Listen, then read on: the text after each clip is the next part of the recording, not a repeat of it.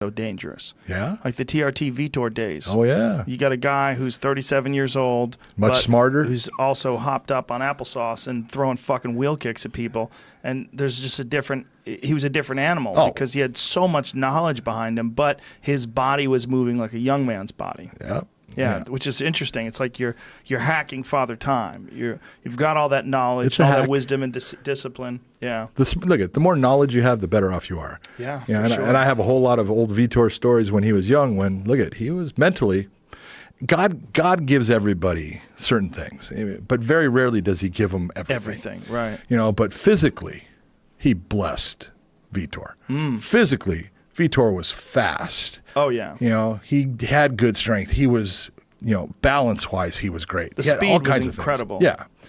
But up here, that was where he was lacking. It wasn't that he was stupid, but he lacked confidence. Yeah. And he would have to have people telling him that he could do stuff all the time, and because he never believed in himself. Later on, he started to believe in himself. He matured.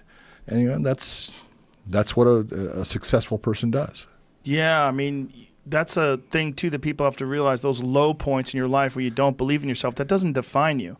That's just you at that moment, and you can improve on that. Yeah. So many people just go through this life thinking who they are is who they will be forever. No, who you are is what you make. Yeah, I mean, if that's the case, I'd still be that fucking idiot who I was in high school. I was a big idiot. Everybody was. I'm embarrassed by the stuff I used to do. Of course you should be. I mean, it's like, Jesus Christ, what an ass I was. Especially people that have a lot of energy. Right? You have a lot of energy and enthusiasm. You make giant, colossal mistakes, and then you're like, ugh! And then you think about yourself. You're like, is that me? Yeah. You're not even the same person you were a year ago. I mean, no one is. If you're paying attention and you're learning from life's mistakes and life's decisions and all the trials and tribulations, you should theoretically at least be improving in the way you approach life every day.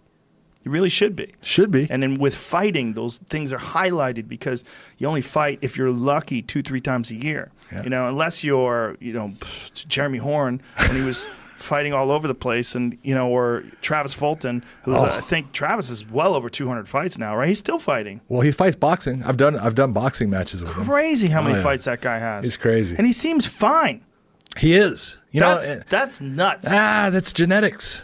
There's certain people. I don't care what anyone wants to say. Oh, it's true. There's certain people that they're predisposed. If they get head trauma, they're going to have problems. Yeah. And there's certain people, dude, you could hit them in the head with everything you have for as long as you want, and they're just going to be fine. Yeah, there's certain guys that 1 or 2 knockouts and they're basically done. Mm-hmm. It's just one or two. That was Freddie Roach.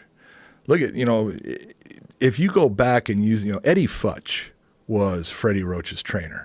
Eddie Futch was the trainer for Joe Frazier during his, like Thrilla in Manila against Muhammad Ali. Eddie Futch is the one that pulled Joe Frazier out of that fight when he was winning the fight between the 14th and 15th round.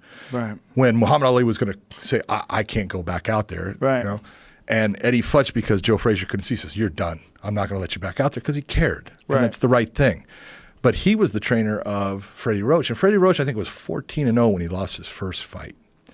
And you watch at that point when he gets knocked out, Eddie Futch told him, son, you're done. You shouldn't fight anymore. Because he's seeing something in him.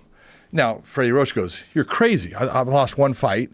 And he goes with somebody else and starts to, but he progressively goes down. Yeah. His boxing career goes away. And he probably saw something in the gym as well. He did. Absolutely he did. Because it's every day that he's with him. You can see it. Yeah. And it's a hard thing, man, because, you care about that person. And it is part of your livelihood. You're working with them. You do get paid through them. But you do care about that person. You don't want to see him go down. And, that happens. How's that for you when you were being a referee and you were seeing guys who probably shouldn't be doing it anymore? Kills me. People, when it comes to refereeing, what they don't understand. Do you want to make some money? Then you can make a lot of money on cryptocurrency.